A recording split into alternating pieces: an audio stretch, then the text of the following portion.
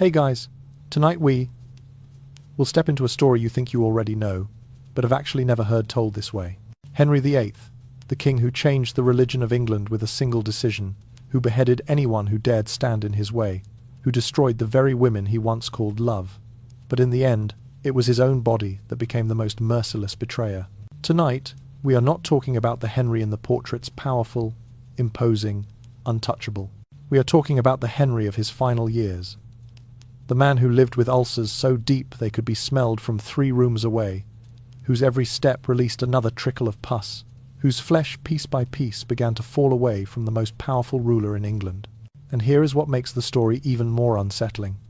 Many people of his time believed Henry was paying a price, paying for his arrogance, paying for the blood he had spilled, paying for his cruelty toward the young wives he destroyed, paying for reshaping an entire church simply to satisfy his personal desires. So, was Henry VIII punished by God? Were those final years, thick with the stench of death, the price that an arrogant king could not escape? Or was it simply the tragedy of a human being, a reminder that no matter how much power we hold, none of us can outrun the decay of our own flesh? I truly want to know. What do you think? Was it punishment or destiny? Share your thoughts in the comments below. So, before you get comfortable, take a moment to like the video and subscribe, but only if you genuinely enjoy what I do here. And don't forget to tell me where you're watching from, your city, your country, and what time it is there right now. I love seeing the whole world gather in the comments. Now, dim the lights, maybe turn on a fan for that soft background hum, and let's ease into tonight's journey together. The stench could be detected from as far as 3 rooms away. That was not legend. It was not exaggeration. It was historical record.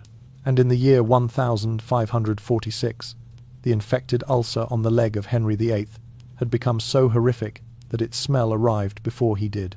The odour came first, then the king followed. And tonight, we speak about the unravelling of a powerful body, the scent of pus, of rotting flesh, of a human form devouring itself while its owner was still alive. We speak about a court that had to learn how not to gag, how not to recoil, about physicians who used red-hot irons to keep the wound open, about the wives who were expected to share a bed with a man who was decaying piece by piece. But before we step deeper into the details, the storyteller gently invites us to lean back, lower the lights, and soften the world around us for a moment. Because this is the kind of history without polish, without disguise, without beauty.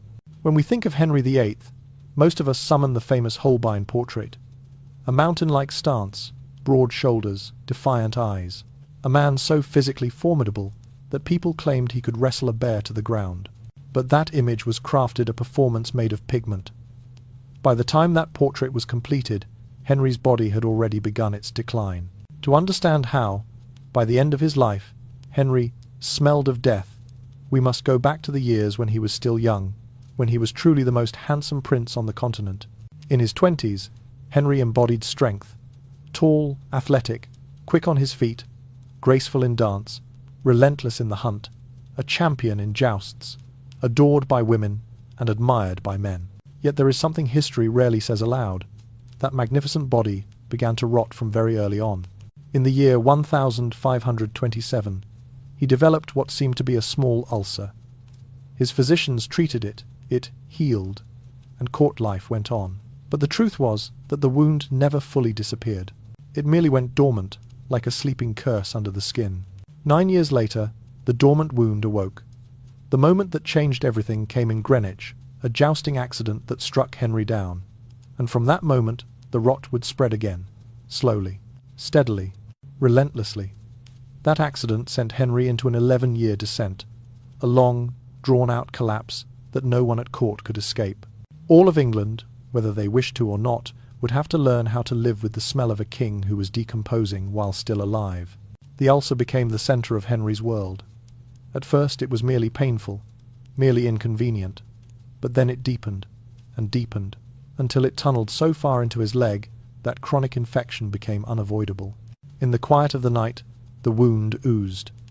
Beneath the wrappings, it seeped constantly, a mixture of blood, fluid, and tissue that should never have seen daylight. The odour was not sudden. It built slowly, season after season, becoming part of the palace atmosphere. Yet court life continued. The music, the escorts, the audiences with ambassadors, the meals, the ceremonies. But behind every moment, behind every polished gesture, was the shadow of the king's injury, a wound that refused to close, that refused to comply with the image Henry demanded of the world. People learned to breathe shallowly, to avoid stepping too close, to time their visits. And still, the smell crept through corridors, slipped under doors, settled into fabrics, clung to anyone who entered the king's chamber. This was the paradox of Henry VIII. The man who commanded armies and shattered nations could not command the flesh of his own leg to heal. The king who had broken from the Pope and remade the English Church with a single act could not break free from pus and rot. His power ruled over thousands, but the infection ruled over him. And so, as the years passed, the young prince, the vibrant, laughing, golden-haired youth whom Europe once admired, faded into a man trapped within a failing body, a man who carried with him, always, the unmistakable scent of decay, the smell that arrived before he did, the smell that announced the king. When Henry fell from his horse on the 24th day of January, in the year 1536, the force of the accident changed everything that would come after. His great war horse, weighing hundreds of kilograms, crashed down directly on top of him with a violent impact that shook the tilt-yard. Henry lay motionless beneath the animal, his armor dented inward, his breath trapped somewhere deep inside him. For 2 hours he did not wake. Servants cried, courtiers whispered prayers, physicians hurried in circles. The entire court believed the king had died. Anne Boleyn, terrified by the shock of the news, fell into despair so quickly and so deeply that she miscarried soon after. But the accident did not only pull Henry toward the edge of death, it marked the beginning of a final decade shaped by blood, pus, and a spreading darkness that no one in England could ignore. What tore open that day was not simply a bruise or a broken bone. The old ulcer Henry had first developed in the year 1527 ruptured violently. What once seemed like a small wound awakened again, but this time in a different form, angrier, deeper, and destined never to heal. From that moment, the injury spread across both of Henry's legs. The flesh remained open and raw. The surfaces glistened with leaking discharge. The skin around each wound grew swollen, red, and hot. Infection set in with a determination that no physician of the Tudor age was equipped to fight. And with each passing week, the ulcers sank further into the muscle, until Henry lived every day with exposed wounds that oozed constantly and refused all attempts at closure. To understand the horror of this, one must understand the nature of a chronic ulcer. It is a wound that becomes a world of its own. The edges never knit together. The tissue beneath stays wet, soft, and inflamed.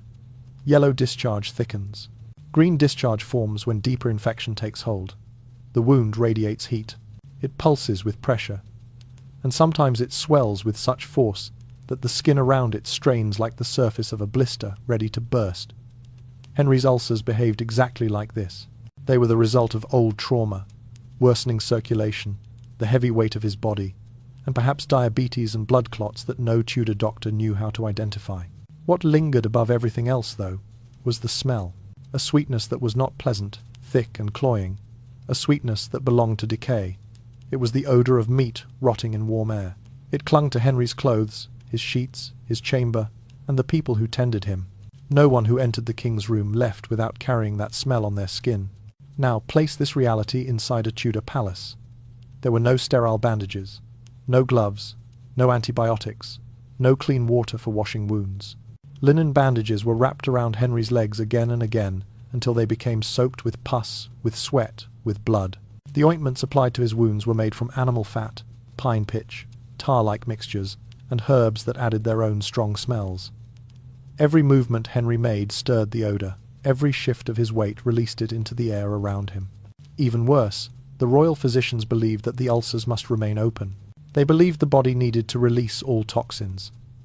To them, a wound that closed was more dangerous than a wound that drained, and so they cut into the flesh repeatedly, slicing away the edges to prevent healing.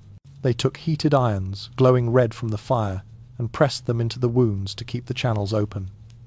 There was no anesthesia.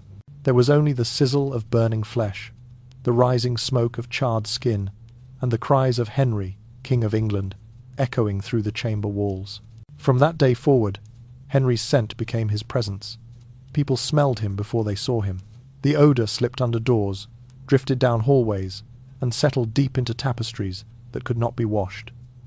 Courtiers learned to keep their expressions steady. They learned to bow without flinching. They learned to breathe shallowly so that they would not retch. Meetings continued, ceremonies continued, political discussions continued, but always inside an air thickened by infection. The king who once dazzled Europe now carried the unmistakable scent of decay, and the court around him learned, helplessly, to live inside it. But the ulcers were not the only source of odour. By the decade of the year 1540, Henry had become a kind of living mass of flesh, where every part of his body contributed to a scent that no one could forget once they had been close enough to breathe it. From a youthful waist of 35 inches, he expanded to 52 inches, and then to nearly 60 inches by the time he died. His weight likely reached somewhere between 300 and 400 pounds. His entire body was a landscape of folds, warm, moist pockets, where sweat, bacteria, and trapped air mixed together to form a dense, unmistakable smell that only an extremely obese person living in a world without deodorant could emit. Henry's clothing made everything worse. He wore layers of velvet, damask, silk, and fur fabrics that absorbed sweat, food stains, and smoke from the palace hearths. These garments were rarely washed because each piece was precious and required immense effort to clean. Instead, the smells settled into the fibres, clinging year after year, until his wardrobe essentially carried its own weather, a humid, heavy cloud of sweat, musk, and rot lingering around him like an invisible cloak. Whenever he moved, that cloud moved with him. But there was one place on his body even worse than the ulcers: his mouth. Henry adored sugar. At a time when sugar was an expensive luxury reserved for the elite, he consumed it in quantities that only a king could afford. Candied fruits, sweet pastries, sugared almonds, dishes that most people would only taste once a year were his daily indulgence. And the price of that indulgence was written across his teeth. Decay spread, cavities deepened, infection took hold in the gums. Some modern historians suspect he may have had abscesses, pockets of trapped infection that produce a sour, rotten odour. His breath carried the scent of acid, infection, and decay, a smell reminiscent of old hospitals before modern medicine, sharp enough to make the eyes water. Anyone who kissed Henry in his final years was either extremely ambitious or extraordinarily brave. The most horrifying detail, however, was this: Henry knew no one lives inside their own body without sensing what is happening. No matter how loudly servants lied, no matter how quickly courtiers looked away, the truth clung to him just as the odours did. He felt the dampness between folds of skin. He smelled the sweetness of rot rising from his legs. He tasted the metallic bitterness of infection in his mouth. And because he was a king, because power wrapped him like armour, no one dared to mention any of it out loud. Not a single physician, not a single servant, not even a wife. They all learned strategies of polite survival.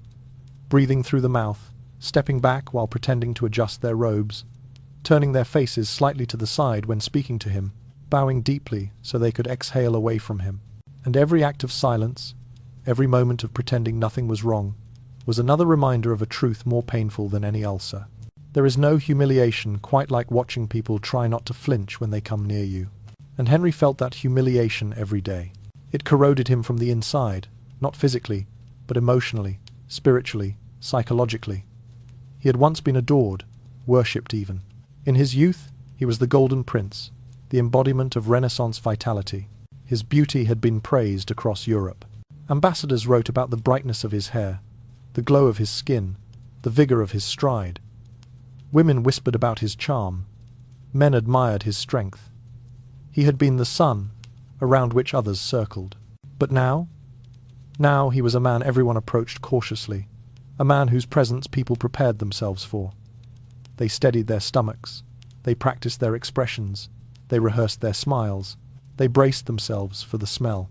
And Henry saw it, every hesitation, every shallow breath, every eye that flicked for a moment toward the floor, every courtier who backed away a step too quickly, every servant who lingered at the edge of the room instead of coming close. The body of Henry VIII was not merely decaying. It had become a mirror reflecting his deepest fear, that he was no longer powerful, no longer desired, no longer invincible. The smell was not just the smell of infection. It was the smell of a man terrified of what he had become. A king trapped inside his own scent, raging and panicking as the world learned to endure him rather than admire him. If the court needed only to endure the king's odour from a distance, there were others who faced it from mere centimetres away. These were the closest servants, especially the groom of the stool, the man responsible for tending to the king's privy stool. The title may sound comical to modern ears, but in the Tudor world it was one of the most powerful and intimate positions within the royal household. These men dressed Henry, undressed him, guided him in his most private moments, and most importantly, tended to the wounds on his legs. Imagine kneeling beneath a man weighing more than 300 pounds. His legs are wrapped in thick layers of linen, the outer layers already turning darker as the pus seeps through. The chamber is warm, the windows closed tightly to preserve heat.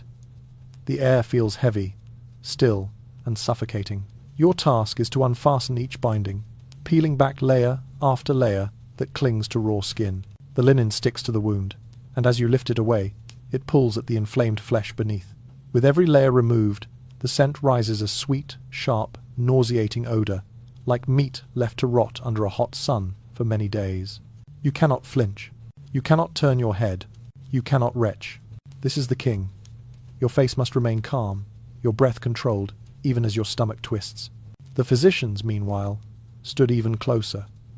They did not merely remove bandages. They cut, pierced, scraped, and burned. Thomas Vicary, once celebrated for treating Henry's ulcer in the year 1527, now faced a nightmare no healer wished to confront. He had to stand just a few handbreadths away from the decomposing flesh of the King of England, while Henry screamed and thrashed in agony. There was no anesthesia, no antiseptic, only fire, metal, and human pain. A heated iron, pulled fresh from the flames, was pressed into the ulcer to force it open. The hiss was immediate, sharp, and chilling, the sound of living flesh being scorched. Smoke rose from the wound. The smell of burnt skin mixed with the ever-present sweetness of infection. Physicians murmured among themselves, struggling to maintain composure as the chamber filled with the unmistakable scent of a body in active decay. But perhaps the most haunting detail was not the suffering of the servants or the grim labour of the physicians. It was Henry's own despair. In the final years of his life, Henry became obsessed with medicine. He read medical texts, studied herbals, and wrote down remedies with the desperation of a man trying to outrun his own body. He devised nearly 200 recipes, mixtures of violets, apples, mallow flowers, flax seeds, eggs, wine, and rosewater. Some of these concoctions may have offered mild relief, soothing the inflammation or softening the skin, but none of them reached the source of his suffering: the failing circulation, the heavy weight, the deep infection that had burrowed into muscle and perhaps even bone. He tried everything a 16th century man could try, everything a king could command, everything a desperate human being could hope for. Yet the rot continued. It worsened. It spread. And as it did, Henry's emotional state grew more volatile, more unpredictable. A man who once prided himself on strength and majesty now felt trapped inside a failing form. His body betrayed him with every step, every movement, every attempt to sleep, every breath drawn through a mouth filled with infection. When we look at the men kneeling beside Henry's bed, we see the most striking contrast of all: the collision between absolute power and utter physical helplessness. The king ruled a nation. His word changed religions. His decisions sent armies into battle. His signature sealed life or death. And yet, in that warm, enclosed room, his power meant nothing against the unstoppable decay consuming him. The groom of the stool could hold titles, lands, and influence all because he served the king in his most private moments. But even he, with all his proximity to royal authority, could not stop the infection. The physicians, praised for their knowledge, respected for their craft, could not reverse the rot. And Henry himself, with his libraries, his remedies, his authority, and his will, could not command his flesh to heal. In the end, the king's body became a room filled with contradictions. The man who possessed everything had no control over the one thing that mattered. The man who inspired fear could not fear away his own decay.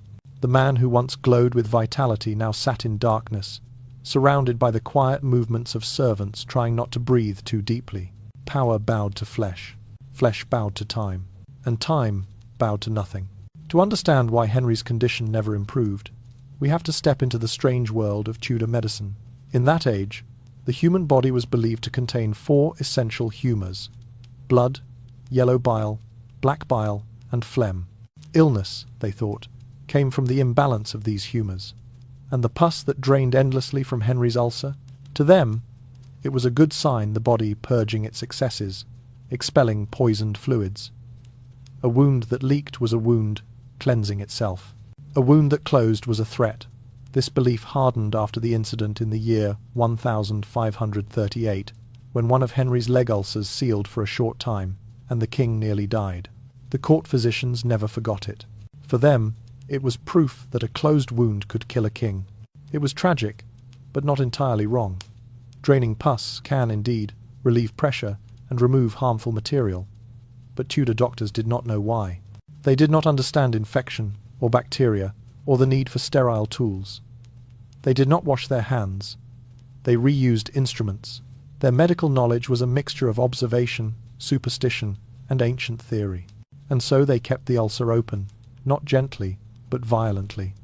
They cut it, pierced it, scraped it, burned it, forcing the flesh to remain raw. Every week, sometimes every few days, the wound was reopened to ensure it continued to drain. Their intentions were good, their reasoning was flawed, and their methods made everything worse. Alongside this harsh ritual came the ointments of the Tudor world. These mixtures were heavy, dark, and thick, crafted from herbs and powders and fats. Mallow, plantain, and comfrey might soothe. Rose oil might soften. But then there were other ingredients: rendered animal fat, sticky tar-like resins, ground minerals, and in some rare cases, powdered Egyptian mummy, a substance imported at high cost and believed to contain mystical healing properties. The scent of these ointments was powerful, earthy, smoky, resinous. But the real danger was the way they trapped moisture. Pressed into an open ulcer, they sealed in warmth and dampness, creating the perfect landscape for bacteria to multiply unseen. The bandages were no better. Linen strips, once wrapped around the king's leg, were soaked through by the end of the day, saturated with pus, sweat, and blood. They were not burned or discarded. They were washed and reused. But what did washing mean in Tudor England? No boiling water, no disinfectant, no soap meant to kill microscopic organisms. Linen was rinsed in cool water, wrung out, dried in smoky rooms, and wrapped again around the wound. Each time a fresh bandage touched Henry's skin, it carried remnants of the last infection, creating a cycle that spiraled deeper and deeper into decay. Henry became trapped in a perfect circle of misguided care. Open the wound to heal it. The opening worsens the infection. Infection creates more pus. More pus convinces the doctors they must open it again. The circle tightened around him every passing month. Tudor medicine also insisted on balance. Hot and cold, wet and dry. And so substances of intense heat, like scalding oil or burning irons, were applied to restore equilibrium. Cauterization was not the last resort, it was an ordinary part of treatment. The red-hot iron was believed to draw out poison, seal vessels, or stimulate new growth. Instead, it destroyed tissue, deepened trauma, and intensified the odor rising from the wound. The king's chamber filled with the scent of cooked flesh, blending into the sweetness of infection, into the heaviness of unwashed clothing, into the must of the palace air. Outside that room, courtiers whispered theories. Some believed the king was cursed. Others said the imbalance of humours reflected the imbalance of his kingdom. But none of that changed the daily reality. Servants entered the room and left with the smell of Henry on their skin. Physicians approached the wound with professional calm and went home with the scent of infection clinging to their hair. The king's wives smiled, bowed, and tried not to breathe too deeply. And Henry himself, trapped between his pain and the treatments meant to save him, felt every cut, every burn, every reopening. He trusted his physicians because he had no other knowledge to trust. He obeyed them because he feared what happened the last time the wound closed. And so the cycle continued, week after week, month after month, year after year. In the quiet hours of the night, when the palace corridors fell still, the smell of this cycle spread through the air. Medical theories misunderstood, wounds forced open, bandages reused, and ointments sealing in infection. It became the scent of the Tudor court itself, a scent no one dared name, a scent that told the story of a king caught in a loop of suffering he could never escape, and a court forced to live in the air of his failing flesh. There was a detail that sounded like a cruel joke played by fate. In his youth, Henry was obsessed with cleanliness. He built some of the most advanced bathing systems in Europe at the time: bath chambers with both hot and cold water, steam rooms, perfumed waters, and channels that carried running water across luxurious palace spaces. He bathed more often than most men of his age, loved steam, loved fragrance, and wanted to embody health, hygiene, and a kind of royal purity. Yet, as his life approached its darkest years, it was that very body once so carefully tended that became something no amount of washing could cleanse. With his legs torn open by deep ulcers, bathing became torture. Hot water softened the skin until it tore more easily, allowing pus to spread, and the pain intensified with even the slightest movement. The royal physicians, bound to their theories of humours and dangerous airs, may have warned him to reduce bathing altogether. They believed water could open the pores, letting in bad air that would upset the balance of fluids inside the body. So the splendid bathhouses he built remained, filled with steam, scented oils, and polished stone. But the man who once delighted in them now sat trapped on a bed or in a chair, enveloped by the smell of his own decay. And one must remember, a Tudor palace was never a fragrant place to begin with. Floors were strewn with rushes, herbs, straw, and mint, meant to mask the sense of life. But these also trapped grease, spilled ale, bits of bone, dripping tallow, and the urine of palace dogs and wandering cats. Fireplaces burned wood constantly, and sometimes coal, leaving soot clinging to walls and tapestries, embedding itself in cloth. The windows stayed shut most of the year to keep out the cold, imprisoning the air inside rooms that were already thick with smoke and human presence. Into this confined space one must now add the scent of Henry's leaking wounds, the heavy smell of ointments made from animal fat and pitch, the resinous tang of pine tar, the sticky musk of a body grown obese and unwashed, and the sour breath rising from decaying teeth. All of it swirled together in a room where the air rarely moved. In a world accustomed to the stench of open sewers, rotting refuse, and human waste, for the smell of a single man to be recorded distinctly in history, it had to surpass even the harsh standards of Tudor filth. Visitors of the time wrote of Henry's chambers being difficult to enter. Rumours drifted through court corridors that servants fainted. Others whispered that the king's odour clung to one's clothes long after leaving his presence. Some accounts hinted that the scent preceded him by several paces, arriving before the sight of his broad form or the echo of his steps. It was a bitter twist for a man who once built luxurious baths so that he could rise above the smells of others.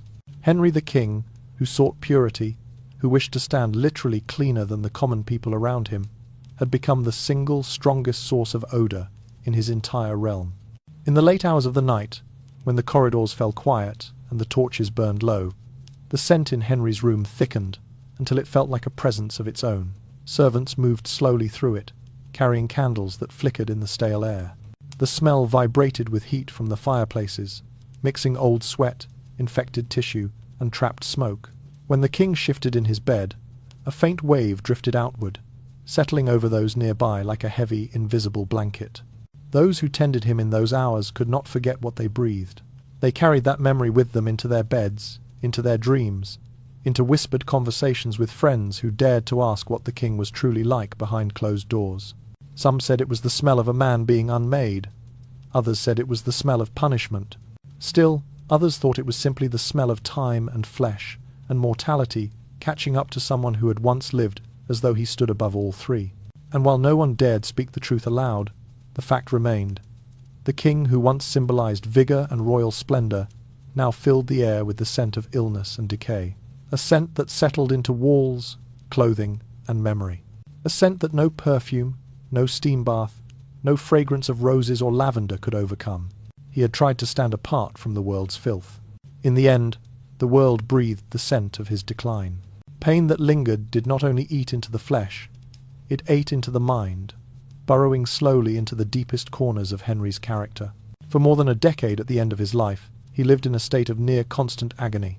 The sharp sting of ulcers, the throbbing pressure of swelling, the slicing pain of each incision, the searing burn of heated irons, and the crushing weight of his own body, pressing down on legs that no longer carried enough blood to sustain them. Every step felt like a blade carving its way upward. Every bandage change was an ordeal that left him shaking.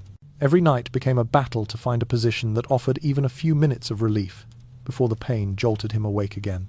There was no morphine, no modern painkiller, no true sedation. What he had were the crude tools of his century: wine, strong ale, sleep-inducing herbs, and perhaps a small amount of raw opium when physicians dared to give it. To forget the pain, or at least soften its edges, Henry ate and drank. He did not eat for pleasure anymore.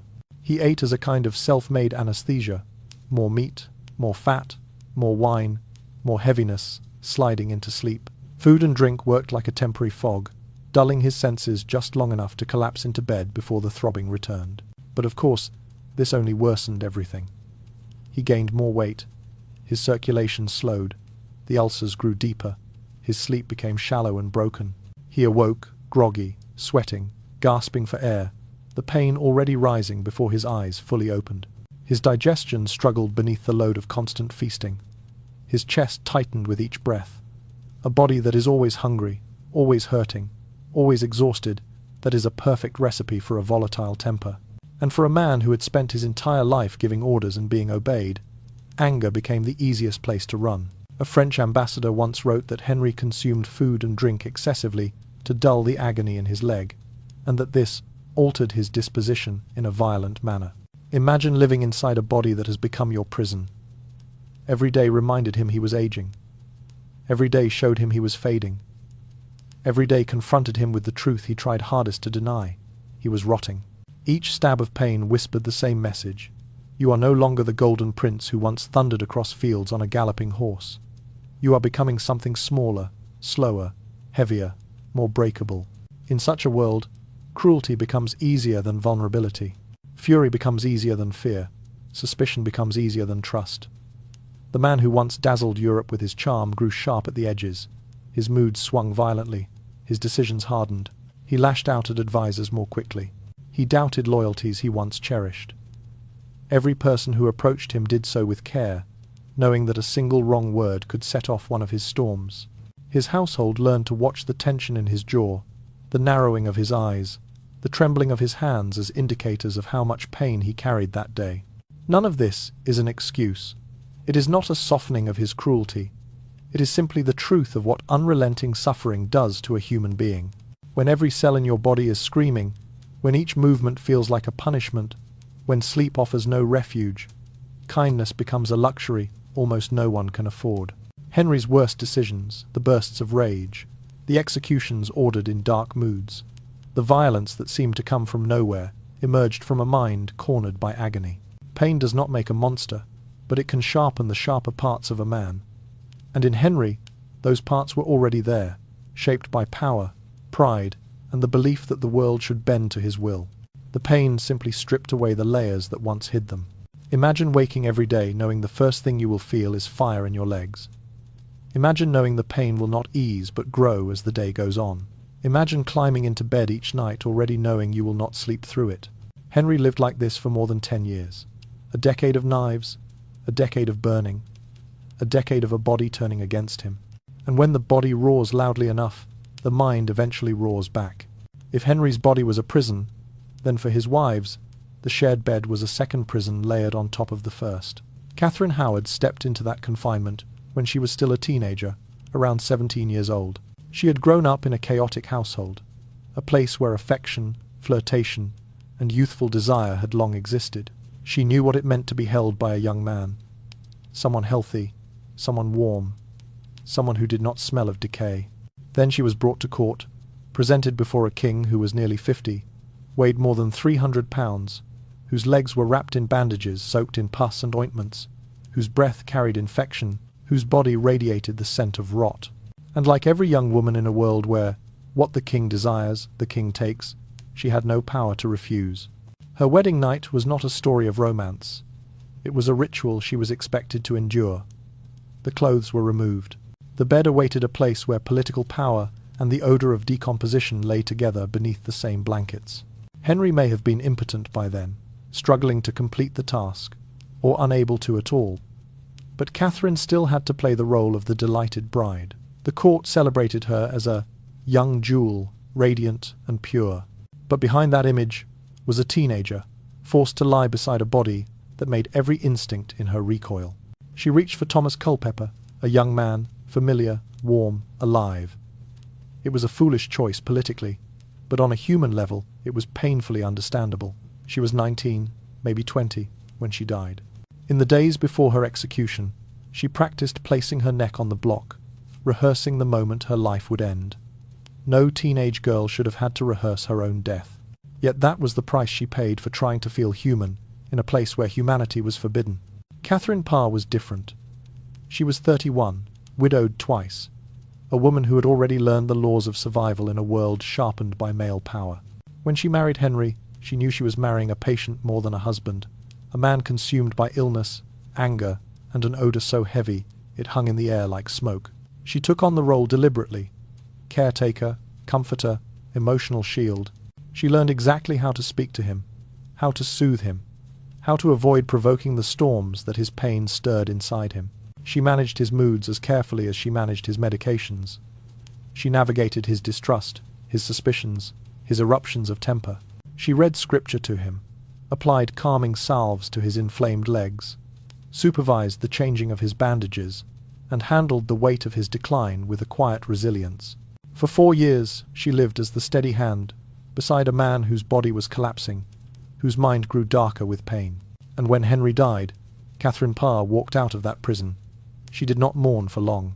Instead, she remarried quickly to a younger, healthier man, reclaiming the life she had postponed, in order to survive the final years of a king who had become too heavy with sickness for affection to carry. 2 Catherines, 2 women lying beside the same man, 2 versions of survival. One paid with her head, the other paid with her heart. The bed they shared was not a place of intimacy. It was a battlefield. It was the place where the scent of royal decay mixed with fear, duty, and silence. For Catherine Howard, the bed was a cage that devoured her youth. For Catherine Parr, it was a role to be performed with discipline, caution, and emotional distance. Both women lived with the same odor, the mingling of infected wounds, unwashed folds, sour breath, and ointments that clung to the king's skin. Both felt the heat of the room where the windows stayed shut, where air barely moved, where Henry's pain turned into temper without warning. Both shared the bed where the king's sickness lay between them like a third presence, always there, always demanding, always reminding them that he was no longer the prince who had once danced through the courts of Europe. But their choices diverged. Catherine Howard sought youth, passion, escape, and died for it. Catherine Parr sought stability, logic, self-preservation, and survived long enough to find love again. Their stories reveal something essential about life beside Henry in his final years, that survival was not simply a matter of obedience, but of strategy. It was not about love, but endurance. Not about romance, but about navigating the shadow of a man whose body had become a tomb he carried with him. 2 Catherines lay in the same bed, breathed the same suffocating air, and endured the same king. Yet one lost her life, and the other salvaged her future, proving that even in the shadow of absolute power, the paths of women were carved from choices no one should ever have had to make. Everyone around Henry lived inside the radius of his smell, a silent orbit of odor that no one could escape, no matter their rank. There were the laundresses who scrubbed his sheets until their fingers ached, trying to wash away stains that no soap in Tudor England could truly lift. There were the men who carried his chair through corridors heavy with smoke, lifting a body that weighed more than 300 pounds and exhaled sickness into the air. There were the guards stationed outside his chamber door, forced to breathe through their mouths each time a physician entered or exited, carrying with them a waft of infected flesh. There were the musicians who played soft tunes in his privy chamber, the notes drifting over silks, tapestries, and the humid haze of rot. And there were the priests who came to pray with him, leaning close enough to hear confessions whispered through breath that smelled of decay and sugar and infection. Every person who stepped across the threshold of the king's chamber carried a trace of that smell with them when they left. It clung to their clothes, slipped into their hair, settled on their skin. One imagines husbands asking wives, or mothers asking sons, "Where have you been today, that you smell like that?" And the answer, unspoken but known, was, the king's room. For the nobles, the stakes were even higher. Proximity to the king was the pinnacle of ambition, the proof of loyalty, of favour, of victory after years of scheming and alliance building. They had bled in battle, spoken the right words at the right banquets, survived court intrigue sharpened like blades, and the reward was to stand close enough to Henry to see the individual strands of his beard, the way his eyelids drooped with fatigue, the faint trembling in his hands. But proximity also meant encountering, in full force, the odour that seeped from the ulcers beneath his garments.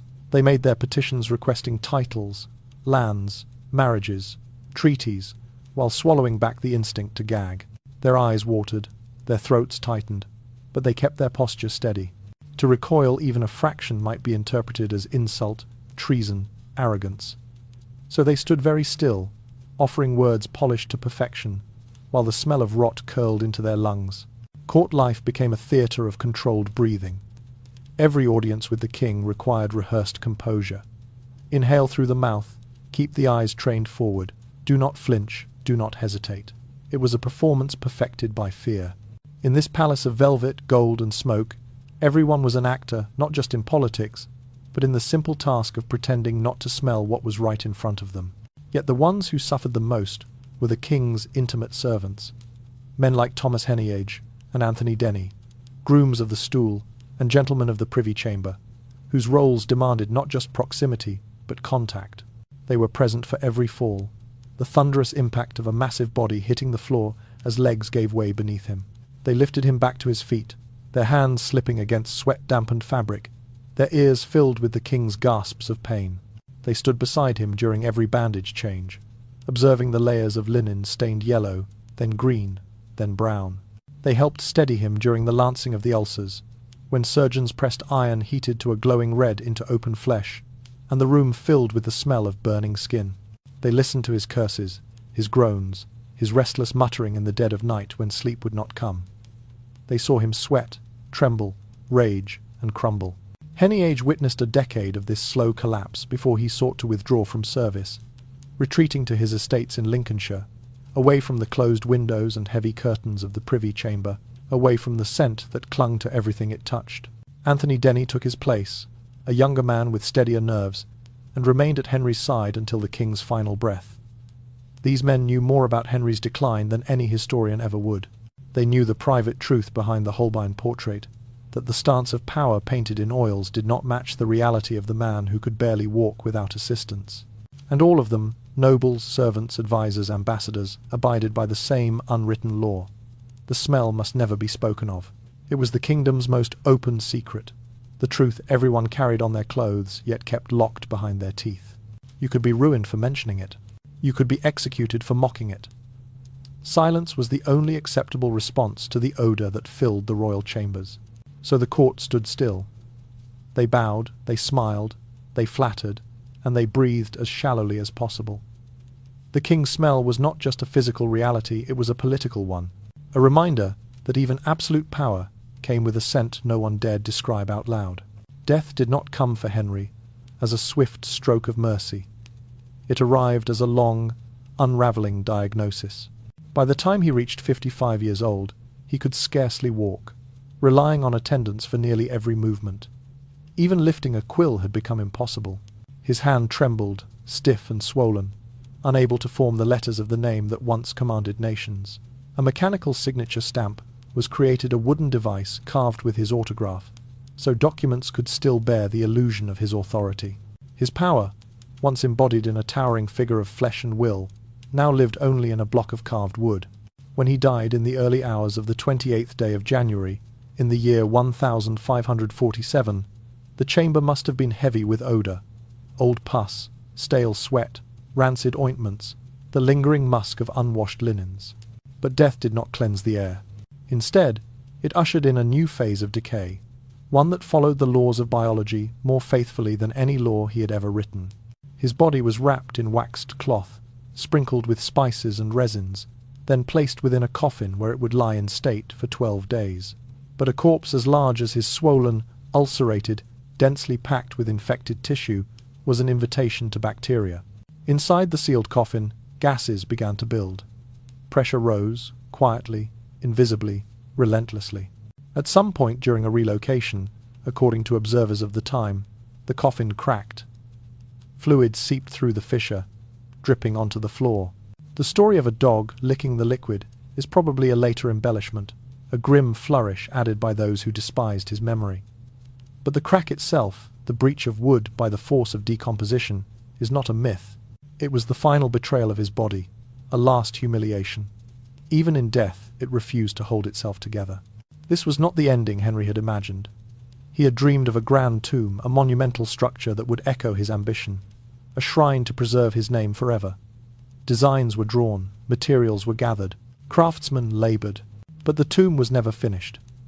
After his death, its components were scattered across England, reused for other projects. The massive stone sarcophagus planned for Henry was eventually repurposed as the tomb of Admiral Nelson in St. Paul's Cathedral. And so the king who built palaces, altered nations, and reshaped the church itself was laid instead in a far more modest vault at St. George's Chapel in Windsor. There he rests beside Charles I, another king whose body met a violent fate, his head severed from his shoulders. Two monarchs, two broken corpses, sharing a quiet darkness far removed from the splendour they once commanded. Henry had spent a lifetime erecting monuments, palaces, chapels, fortresses, symbols of permanence meant to outlive him. Yet his own end settled into a small, sealed crypt. Not the glorious mausoleum he envisioned, but a plain chamber marked by simplicity and silence. No marble effigy, no towering statues, no triumphant legacy carved in stone. What remains instead is the memory of a cracked coffin, a moment when even the wood meant to contain him was split open by the unstoppable force of decay. The king who controlled everything in life could control nothing in death. His body, which had once inspired awe, had become a burden to itself, collapsing inward until it broke its final enclosure. A life spent building grandeur ended in a vault that hid more than it revealed, leaving behind not a monument to pride, but a quiet, airless chamber where two damaged kings were placed side by side. A lifetime of power dissolved into the simple truth that no flesh, no matter how royal, can escape its fate. Behind the smell of ulcers and sweat lay another source, quieter but just as relentless: the kitchen. Henry's kitchens were not kitchens in the modern sense. They were engines of consumption, roaring day and night, feeding a court whose extravagance was measured in carcasses. Every year, thousands of animals passed through those doors. Whole herds of cattle, flocks of sheep, countless pigs, deer from royal forests, boar hunted for sport, then roasted for display. Fires burned constantly. Spits turned without rest. Fat dripped, hissed, and sparked as it hit the coals. Smoke rose, curled through wooden beams, clung to tapestries, and drifted into the royal apartments. The air in Henry's world always carried the echo of meat. And at the centre of this furnace was the king, whose diet was built almost entirely on flesh. 70 to 80% of what he consumed was protein and fat. The vegetables were few, the grains fewer still, fibre was scarce. Fruits were boiled in syrup so thick with sugar they resembled amber more than nourishment. And sugar itself, an item so expensive it was considered a luxury for the wealthiest. Henry consumed freely. Sugared almonds, candied oranges, marmalades, sweet wines, savoury dishes dusted with sweetness to heighten their prestige. As a young man, with a body in constant motion, jousting, hunting, dancing, riding, Henry could burn the endless waves of calories pouring from his kitchens. But after the accident of the 24th day of January, in the year 1536, and after the ulcers reopened in the year 1537, his life changed. Movement became painful, then difficult, then nearly impossible. But the eating did not change, neither did the drinking. The result was predictable, even in an age before the word calorie existed. His weight surged until he surpassed 300 pounds, perhaps nearing 400. His waistline expanded from 35 inches in youth to 52 inches, then close to 60 inches near the end. With this came the invisible illnesses that only worsen under the weight of time. Likely type 2 diabetes, poor circulation, high blood pressure, sluggish healing. The ulcers on his legs, already severe, became nearly incurable when blood could no longer reach the tissues well enough to repair them. And the troubles did not end with the ulcers. His intestines struggled beneath the constant load of meat and fat. Without fibre, the digestive system slowed to a crawl. Constipation became severe, chronic, agonizing. Each attempt to relieve himself turned into an ordeal. one that required the presence of the groom of the stool, who had to endure both the proximity and the smell of a king's suffering. The bowels of a man who ate as Henry ate had their own odour, one that clung to the small chamber assigned for these duties. Gout likely joined the list of torments. For a man whose body was already a battlefield, gout added fire to the joints. Ankles that throbbed, knees that buckled, toes that swelled until even the weight of a blanket could bring tears. Rising from a chair became a negotiation with agony. Placing a foot upon the ground required courage. Walking a few steps demanded the resolve of a soldier entering war. The cycle was vicious and perfectly closed. Meat and sugar, obesity, poor circulation, diabetes, ulcers that would not heal, infection, chronic pain, more eating and drinking to numb the pain, more weight, deeper ulcers, and worse infection. Add one more turn to the spiral, more smell. Because the smell did not appear from nowhere, it was created by years of choices piling upon choices, by thousands of feasts, by hundreds of banquets, by endless platters of roasted flesh and sweetened delicacies devoured in rooms heated by fire and crowded with bodies. It was created by indulgence, by excess, by the belief that a king's appetite was itself a symbol of power. To eat abundantly was to rule abundantly. To consume without limit was to demonstrate authority without restraint. But bodies do not recognize the logic of kings. They answer only to biology. And biology does not bend. It collects interest. Every evening feast became a future burden. Every tray of roasted meats became a future ulcer. Every sugared wine became a future infection. Every indulgence carved another line into the ledger his body would eventually demand payment for. In that sense, the smell was not a mystery, nor a curse, nor divine punishment. It was the sum of thousands of meals, thousands of choices, thousands of moments where pleasure overtook prudence. A reign that turned eating into ceremony ended with the king himself becoming its consequence. A man whose body bore the weight, the wounds, and the scent of a lifetime lived without limit. In the Tudor world, surgery was not a clean room, white lights, and a surgeon in sterile gloves. It was a trade practiced by men who carried knives and heated irons, men who learned not from textbooks, but from experience, often the same hands that trimmed beards and cut hair. Their tools were wiped, not sterilized. Their instruments sat in air thick with smoke, dust, and the breath of dozens of bodies. Each time they cut into Henry's leg, bacteria from their fingers, their blades, and the surrounding chamber slipped easily into the open flesh. The irons were heated until they glowed red, bright, almost white. They were used to burn wounds shut, to sear blood vessels, to destroy what was thought to be corrupt tissue. They did not understand they were damaging the very cells struggling to heal. They only knew that each time they burned, the wound oozed more pus afterward, and to their medical logic, that was good. More drainage meant more poison removed. More seepage meant balance returning to the humours. They believed with conviction that they were saving him. But outside the surgical chamber was another enemy, the falls. A body as heavy as Henry's, with legs weakened by ulcers and poor circulation, fell often. A stumble became a collapse, knees buckled, ankles twisted. Each fall landed with the force of hundreds of pounds crashing downward. The ulcers tore open, bandages ripped, fresh blood mixed with old pus. Bruises swelled beneath already inflamed skin. And always, the physicians rushed in to repeat the ritual. Cut, drain, cauterize, bind, repeat. The smell deepened with every cycle. At night, relief never came. Henry did not sleep, or if he did, sleep arrived in thin slices, short and fragile, fractured by waves of pain. He called attendants to adjust his legs. He demanded pillows. He asked for more blankets, then fewer. He sent for more wine, anything to blur the edges of discomfort. The pain throbbed, burned, crawled beneath his skin. Each night stretched into a long, slow punishment. A man without sleep is already a man unraveling. A man with constant pain is a man living moment to moment, breath to breath. Add fatigue heavy as stone, the buzzing confusion of herbs and alcohol, the sting of infection, the torment of swelling joints, and you have the mind of someone pushed to the edge. Yet Henry still wielded the power of a king. Even in this condition, exhausted, feverish, trembling, he was expected to decide who lived and who died, which law would be signed, which noble would rise or fall, which prisoner would be pardoned or condemned, and so his temper sharpened, his patience thinned, his suspicions deepened, his outbursts became more violent.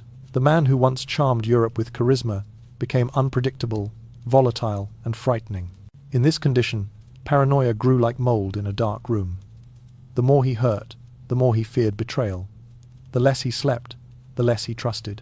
The weaker he became, the more aggressively he asserted his authority. Historians sometimes describe these final years as cruelty born of ego, but cruelty mixed with pain is a different creature. Pain strips away restraint. Pain makes the mind raw, reactive, impulsive. A chronically wounded man is always living in a low-burning emergency. Henry did not just feel pain, he inhabited it.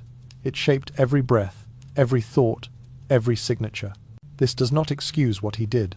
It does not erase the executions, the decisions made in fury, the lives crushed under his seal, but it frames them in the reality of a man who had not known true physical comfort for more than 10 years. A man who feared sleep because sleep meant waking in agony. A man who dreaded rising because standing meant fire in his legs. A man who lived half drunk, half numb, and fully haunted by the sense that his body was betraying him piece by piece. He was not pitiable. He was human, painfully, violently human. Human in his fear. Human in his anger. Human in his exhaustion. A king, yes, but also a creature of flesh, nerves, and suffering, when stretched across years, erodes judgment the way water erodes stone. In that erosion, the king and the man collided. And what emerged in those last years was someone shaped as much by pain as by power. A ruler forced to govern a kingdom while he could no longer govern his own body. In another corner of his life, far from the smell of pus, far from the knives, far from the heated irons, lay a fear that no physician could lance open, no servant could witness, and no chronicler could fully record: the fear of judgment. Even after breaking with the Pope, severing ties to Rome, and establishing the Church of England under his own authority, Henry still lived inside a Catholic imagination. He believed in sin. He believed in punishment. He believed in purgatory. He believed that God struck down those who strayed too far. And in the sleepless hours of the night, when the chamber was thick with the odour of his own decay, when no ceremony or entourage or hymn could shield him from himself, did he think, "This is punishment"? Did he wonder whether God was chastising him for the monasteries he dissolved, the lands he seized, the monks and nuns turned out onto the roads, for the devout men hanged at Tyburn, for the friend he once loved, Sir Thomas More, who refused to bow to the new order, for the wives whose heads fell at his command, Anne Boleyn, Catherine Howard, women who had once shared his bed, but now lay in cold ground while he lay awake in pain? Tudor England believed that the body revealed the soul. Illness was not random. It was symbolic. A festering, swollen, uncontrolled body could be read as a divine message, a sign of corruption within. Henry may have dismissed such ideas during the day, surrounded by clergy who justified his decisions and counsellors who soothed his pride. He may have brushed them aside while enthroned beneath gold canopies or receiving ambassadors beneath glittering tapestries. But at night, when only pain remained, when the smell of rot lay so thick it seemed to whisper from the walls, those thoughts would have been harder to silence. In darkness, the soul speaks louder. In suffering, the mind turns inward. Fear of judgment, yet continuation of deeds that invited it. This was Henry's contradiction. He destroyed what he feared. He punished what he envied. He lashed out at the world even as he trembled before the idea of eternal consequence. The more terrified he became of divine punishment, the more rigorously he asserted earthly dominance. It was as if each execution, each confiscation, each furious decree was an attempt to insist to himself, as much as to anyone, that he was still the one in control, not God, not fate, not the breaking flesh on his own legs. His ulcer was not only a medical story, it was a sermon his body preached to him every day, a reminder that no king escapes death. No authority outlives its vessel. No crown shields a man from the slow verdict of his own biology. And as the rot deepened, as the smell thickened, as the nights lengthened, that reminder must have become unbearable. It was a whisper he could not execute, a warning he could not exile, a judgment he could not overrule. Even a king who shattered a church could not silence the knowledge that he, too, would one day lie in judgment, not in Westminster Hall, not before Parliament, but before whatever awaited him beyond the final breath. The rot in his leg was not only infection, it was guilt made flesh. It was mortality made visible. It was the truth that even a man intoxicated with power must eventually lie down like every other man, small, frightened, and equal before the dark. And nothing terrorizes a lover of power more than equality in death. There were two Henrys living side by side in those final years. Henry on the throne and Henry in the bed. The Henry on the throne was still performed, still curated like a living icon. He wore robes heavy with gold thread, shimmering with jewels and fur. He sat upright or was lifted upright on the great chair beneath canopies of velvet. Foreign ambassadors saw him framed by pillars, tapestries, incense, smoke, and ceremonial music. The distance softened everything. The perfumes dulled the edges. The layers of pageantry acted as a veil. For those who saw him only on carefully arranged occasions, that was the Henry they carried home in their reports. A king who still glared like a sovereign, who still radiated command, who still appeared immovable.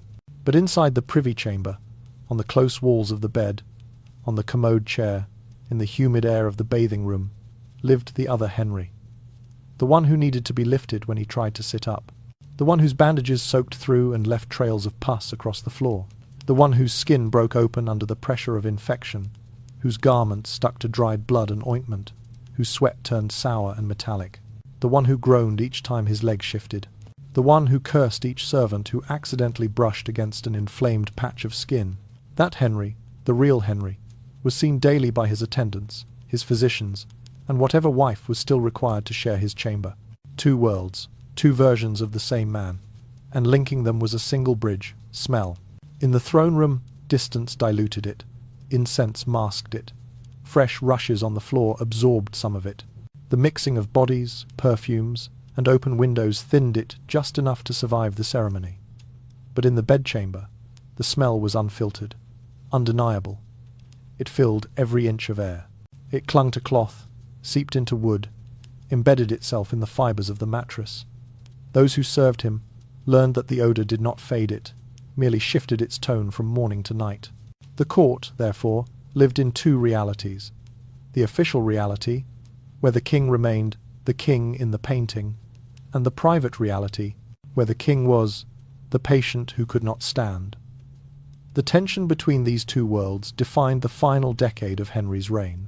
Stories circulated quietly, never officially written, never spoken in front of the wrong ears, that Henry would sometimes stand before a mirror and fail to recognize the face looking back at him. He had once been dazzling, a tall, athletic prince with auburn hair, strong arms, bright eyes, and a smile that drew attention in any hall. He had danced through nights, jousted through festivals, hunted with a grace that made him seem carved from strength itself. But the man in the mirror now was grotesquely swollen, puffy, discoloured skin, puffier eyes, red-veined from sleeplessness, a belly that sagged heavily over a codpiece no longer needed for anything but show, legs wrapped and re-wrapped until they resembled bundled logs, a beard that grew wild because he lacked the energy to endure long grooming sessions. Around him lingered the mingled scents of ointments, rot, sweat, and exhaustion. Between the Henry he remembered and the Henry he inhabited, there was a gulf deep enough to drown in. And so he clung to the idealized version, the handsome prince, immortalized by Hans Holbein, the portrait that had travelled across Europe, the image that had once convinced a continent of his vigour. That was the Henry he wanted to believe in. That was the Henry he tried to command the world to see. And anyone who threatened that illusion, even slightly, paid a price. Courtiers learned to compliment his appearance, even as they flinched inside. Physicians were careful never to imply decline, even when decline was unmistakable. Wives learned not to stare too long at the swollen limbs or the infected bandages. Servants mastered the art of breathing lightly, smiling softly, bowing deeply, pretending the smell did not exist. Power does this. It paints a perfect picture to hide the rot leaking out from the frame. It demands that everyone admire the portrait, even as the real flesh beneath it breaks down. It insists on reverence, even when the body that wears the crown is collapsing inch by inch. Henry VIII ruled England with iron authority. But in those final years, the two Henrys, the painted king and the decaying man, drifted farther apart each day. The more his body betrayed him, the more tyrannical his need to preserve the illusion became. The more the smell thickened, the more fiercely he insisted upon pomp and ceremony. The more the real Henry suffered, the more violently he defended the false one. And in that widening gap between image and truth, the Tudor court learned to live in permanent contradiction, praising beauty while walking through decay, bowing to grandeur while breathing rot, and pretending that the king in the painting and the king in the bed were still the same man. When the story closes, what lingers is not only the smell itself, but what that smell tells us. First, it speaks of the absolute limits of power. Henry could dismantle monasteries, reshape a nation's faith, order the execution of wives, and command armies to victory, but he could not command a wound to close. He could not sign a decree that forced tissue to heal. He could not threaten infection into retreat with gallows or swords. The king who bent a kingdom could not bend his own flesh. Second, the smell exposes the vast distance between image and truth. Centuries later, most of us still picture Henry as Holbein painted him, standing broad and unshakable, legs set wide, chest thrust forward, arms confident at his sides. A monolith carved from royal certainty. But that was propaganda, a masterpiece of political theatre. The truth was a man who relied on hoists, pulleys, and rocking chairs. A man who could not walk across a room. A man who breathed in short, laboured bursts, and carried a scent that announced him before his voice ever could. Third, it tells the story of human endurance, not Henry's, but everyone around him. Wives who climbed into the same bed as a festering body. Servants who changed bandages thick with pus. Physicians who worked inches from open flesh. Musicians who played through the fumes. Courtiers who delivered diplomatic speeches while swallowing air that tasted of rot. They discussed land, alliances, treaties, and war, all while surrounded by the odour of decaying tissue. They lived days and nights inside a radius of smell that modern people would flee within minutes, and they did it because duty required it. Fourth, the smell is a lesson in the history of medicine. Only a few centuries separate us from an age when even the most skilled court physicians were powerless against a single ulcer, not because they lacked effort, but because they lacked knowledge. They did not know bacteria existed. They did not understand sterility. They did not have antibiotics. The absence of just a few concepts invisible to the naked eye meant that a king's body decomposed day after day, while the best minds of the era stood helpless beside him. And finally, Henry's smell reminds us of something quietly profound. Even those we view as monsters, if approached closely enough and for long enough, reveal themselves to be human. Human in flesh, human in pain, human in fear, human in the sweat and the blood and the pus. This reminder does not make him more innocent, does not erase the cruelty or the deaths he ordered, but it makes the history less polished and more real. The next time you look at Holbein's portrait, remember what lies beneath. Behind the heavy brocade and fur were bandages soaked with infection. Behind the steady stance were legs that could no longer bear his weight. Behind the firm, closed-lipped expression was a breath so foul it made men blink involuntarily. It is in that space between the splendour and the stench that Henry becomes more human than any painting ever allowed him to be.